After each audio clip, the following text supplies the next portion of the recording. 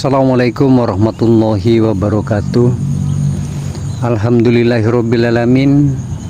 Asyhadu an la ilaha illallah wa asyhadu anna Muhammad Rasulullah sallallahu alaihi wasallam. Allahumma ya Hanan ya Manan ya Dayanu ya Sultan, ya la ilaha illa anta subhanaka inni kuntu minadz dzalimin. Fastajabna lahu wa nasanahu minal ghammi wa kadzalika nunjil mu'minin. La ilaha illa huwa alaihi tawakkaltu wa huwa rabbul arsyil adim. Hasbiyallahu wa nikmal wakil, nikmal maula wa nikman nasir. Wala haula wala quwata illa billahil aliyil adim. Bismillahirrahmanirrahim. Salam santun, salam sejahtera selalu, salam berkelimpahan, salam sehat selalu untuk teman saudara-saudara tauhid yang ada di Aquaculture. Semoga hidupnya selalu senantiasa berkelimpahan dan di dalam hidupnya selalu senantiasa memiliki kaca benggala, yakni tentang mahabbahnya Allah, tentang cintanya kepada Allah. Dan insya Allah mahabbah yang kita miliki, rasa cinta yang kita miliki kepada Sang Rob, Sang Maha Esensial, itu tidak akan pernah meruwetkan kehidupan kita, tidak akan pernah mempontang-pantingkan, dan tidak akan pernah membingungkan jiwa kita sendiri.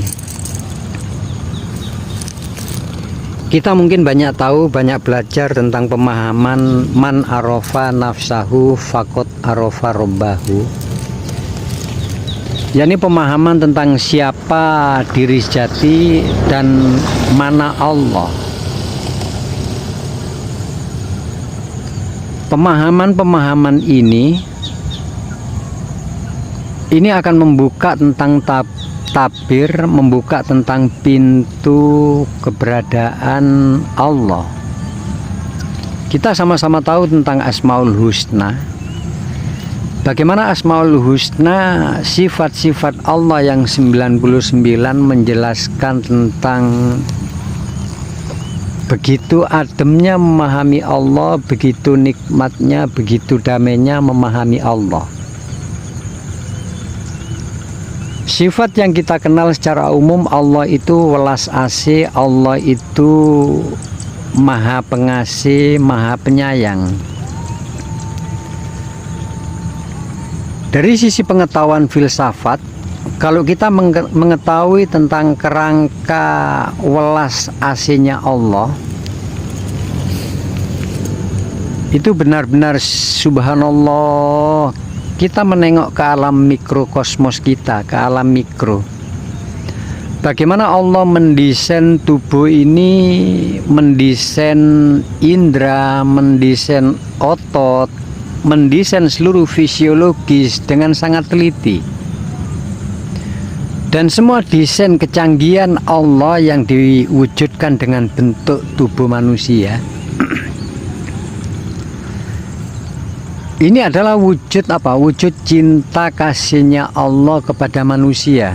Kita tahu di banyak dalil bahwa dengan diciptakannya manusia itu supaya manusia atau makhluk itu mengenali Allah. Dan kalau kita mengenali, memahami, tahu akan Allah, itu tabir-tabir belenggu, tabir-tabir rasa ketakutan, tabir-tabir tentang hal-hal negatif tentang Allah itu akan tersingkap. Allah itu sama sekali bukan untuk ditakuti. Allah sama sekali tidak menakutkan, dan Allah memang tidak menakutkan. Dan pemahaman ini difahami oleh orang-orang yang memang di dalam kehidupannya, di dalam nafas kehidupannya itu selalu senantiasa mencari, menelaah, memperdalam, meningkatkan tentang level-level pengetahuan atau ilmunya. Makanya tanpa pengetahuan yang luas, tanpa pemahaman yang benar kepada Allah, Allah itu hanya merupakan zat yang selalu ditakuti. Artinya demikian. Rasa ketakutan kepada Allah itu sebagai bahan rujukannya neraka. Bagaimana di neraka kita itu disiksa, kita tahu banyak di komik-komik pada masa kita masih kecil dulu. Bagaimana komik-komik menjelaskan tentang begitu ngerinya Allah dengan nerakanya.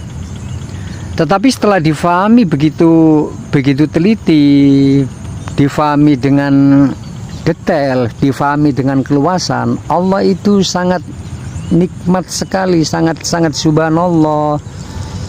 Cintanya Allah tanpa batas.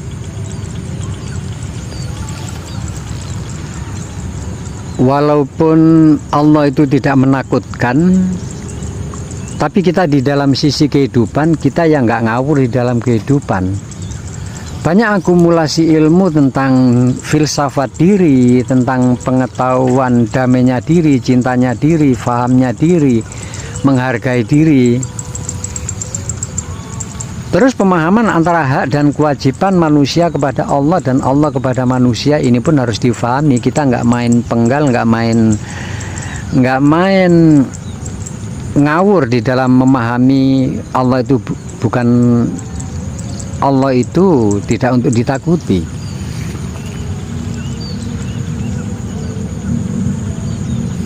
Dengan tetap kita bagaimana? Dengan tetap kita itu tidak melanggar rel-rel yang sudah ada, rel-rel yang menjadi aturan siapa itu manusia, apa itu manusia, bagaimana tentang kewajiban manusia. Kita sama-sama tahu tubuh badan jasad adalah wadahnya jiwa. Dengan memahami jiwa, dengan memahami unsur-unsur yang ada di dalam jiwa, dengan memahami hubungan jiwa dengan otak, dengan akal, dengan pikiran, dengan sisi kehidupan, lalu memahami tentang yang saya jelaskan di depan tadi tentang Asmaul Husna, insya Allah kita akan sampai ke titik Allah itu betul-betul Allah, betul-betul Tuhan, betul-betul Sang Maha Esensial, yang betul-betul selalu senantiasa apa? Memberikan cintanya kepada manusia, kepada setiap makhluknya. Tidak bisa cinta Allah itu, kasih Allah itu, welas asih Allah, Rahman Rohimnya Allah itu diukur hanya dengan finansial, hanya diukur dengan materi, hanya diukur dengan apa? Dengan benda materi atau duniawi, nggak bisa. Kita mendapatkan uang yang lebih, dagangan kita laris, lalu kita gampang mencari duit, kita memiliki apapun, itu mengukur Allah itu cinta. Enggak seperti itu.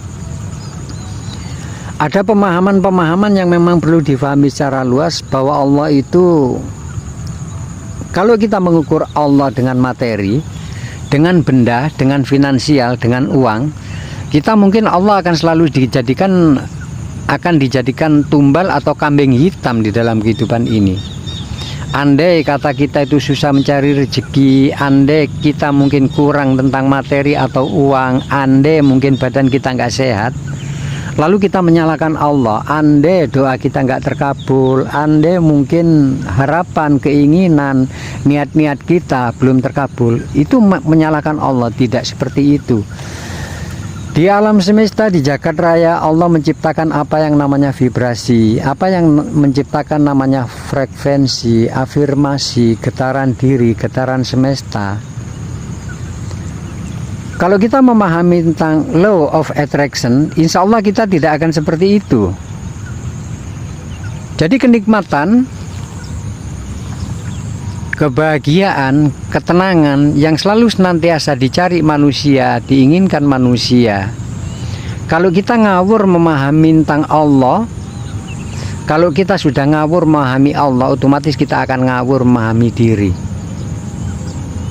Banyak orang-orang yang tidak menghargai dirinya, banyak orang-orang yang tidak mencintai dirinya. Dengan apa? Dengan memperturutkan tentang nafsunya.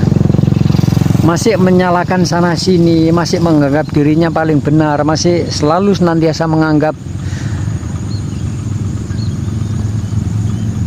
menjadi orang-orang yang tidak mau disalahkan. Intinya, kesimpulannya, fahami, buktikan bahwa Allah itu betul-betul tidak menakutkan. Allah itu tidak betul-betul untuk ditakuti. Caranya bagaimana? Perluas ilmunya, perluas pemahaman, jangan pernah bosan untuk belajar, dan belajar. Insya Allah nama kebahagiaan, nama kedamaian itu fluktuatif. Tidak ada kebahagiaan abadi di dalam diri manusia dengan apa? Dengan nafas kehidupan ini. Untuk tahu kita bisa mempertahankan level kebahagiaan, kedamaian kita, pahami Allah dengan apa? Dengan sungguh-sungguh. Pahami Allah, cinta Allah, mahabbah Allah, kasih Allah, ilmu Allah, sabarnya Allah, maha telitinya Allah, maha kritisnya Allah, maha dan maha sampai 99. Yang pasti kembali lagi, kita akan paham sesuatu kalau kita tahu tentang ilmunya. Kita mengerti sesuatu kita kalau tahu tentang apa? Tentang ilmunya. Semoga teman-teman di Ewa Kultur selalu senantiasa semangat untuk belajar, dan belajar, untuk membeningkan jiwa kita, untuk apa? Untuk menjernihkan pikiran kita, untuk mengaktifkan akal positif kita, supaya kita menjadi apa? Otomatis menjadi hamba yang diharapkan di dalam Al-Quran, hamba yang diharapkan seperti apa? Yang diinginkan oleh Rasulullah Muhammad SAW. Kaya selalu, layah tasib selalu, keberuntungan selalu. Semoga panjenengan menjadi orang-orang yang beruntung di dalam kehidupan ini. Semoga panjenengan menjadi orang-orang yang memiliki kelimpahan finansial, kelimpahan ketenangan jiwa, dan panjenengan menjadi orang-orang yang selalu senantiasa sehat, tidak pernah tersentuh oleh penyakit. Saya Ewa Kultur, saya akhiri, wabillahi taufik wal hidayah. Wassalamualaikum warahmatullahi wabarakatuh.